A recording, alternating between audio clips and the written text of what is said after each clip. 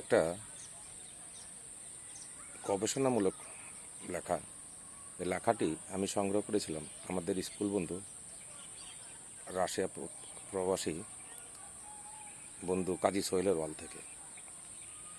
গবেষণাটা এমন, ইসলামিক দেশগুলো কতখানি ইসলাম নিয়ে গবেষণা করেন জর্জ ওয়াশিংটন ইউনিভার্সিটির অধ্যাপক হোসেন আসকারি তা পরীক্ষা করে বললেন, ইসলাম ধর্মে রাষ্ট্র ও সমাজের চলার যে বিধান দেওয়া হয়েছে তা যে দেশগুলি প্রতিদিন তাদের জীবনে মেনে চলে তা খুঁজতে যে দেখা গেল যারা সত্যিকারভাবে ইসলামিক বিধানে চলে তারা কেউ বিশ্বাসী মুসলিম দেশ নয়।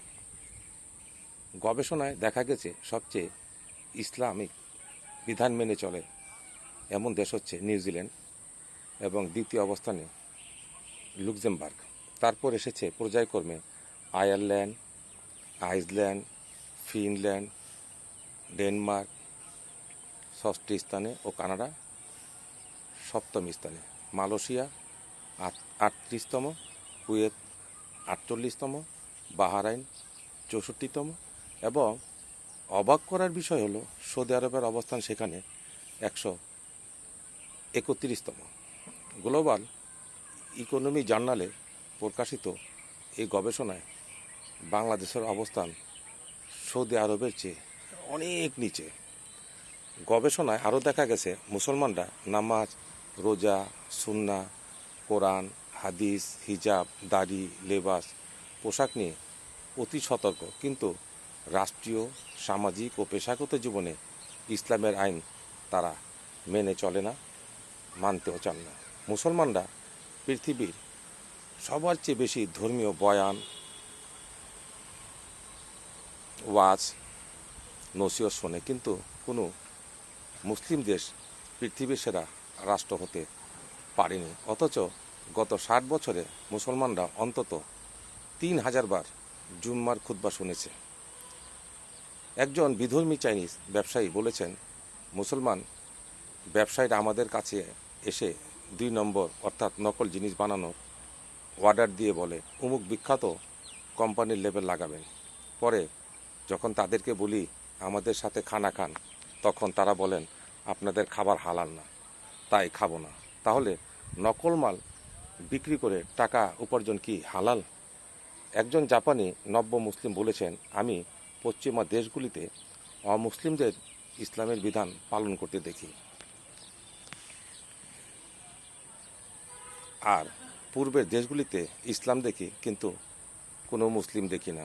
আলহামদুলিল্লাহ, আমি আগে ইসলাম এবং মুসলমানদের পার্থক্য বুঝেই আল্লাহর ধর্ম গ্রহণ করেছি, রসুলের প্রতি বিশ্বাস এনেছি। ইসলাম ধর্ম শুধু নামাজ রোজাতেই সীমাবদ্ধ নয়, এটি একটি জীবন বিধান এবং অন্যের সাথে মুআমালাত আর মুআসারাতের বিষয়।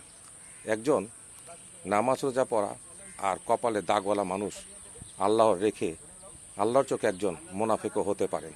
নবী সাল্লাল্লাহু আলাইহি সাল্লাম বলেছেন, সর্বহারা আর রিক্ত মানুষই হচ্ছে তারাই যারা কিয়ামতের দিন রোজা, নামাজ, অনেক হজ, দান খয়রাত নিয়ে হাজির হবে, কিন্তু দুর্নীতি করে সম্পদ দখল, অন্যদের হক না দেওয়া, মানুষের উপর অত্যাচারের কারণে রিক্ত হস্তে জাহান্নামে যাবেই যাবে। ইসলামের 2টি অংশ, একটি হচ্ছে বিশ্বাসের প্রকাশ্য ঘোষণা যাকে ঈমান বলা হয়, আর অন্যটি হচ্ছে বিশ্বাসের অন্তর্গত বিষয় যাকে এহসান বলা হয়, যা ন্যায়গতভাবে সঠিক সামাজিক নিয়ম কানুন মেনে চলার মাধ্যমে বাস্তবায়ন করা হয়। দুটোকে একত্রে প্র্যাকটিস না করলে ইসলাম অসম্পূর্ণ থেকে যায়, যা প্রতিটি নামের মুসলমান দেশও হচ্ছে।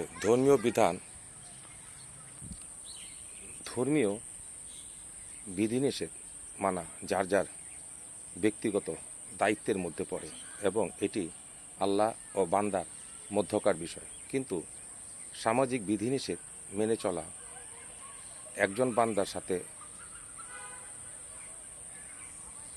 অন্য বান্দার মধ্যকার বিষয়।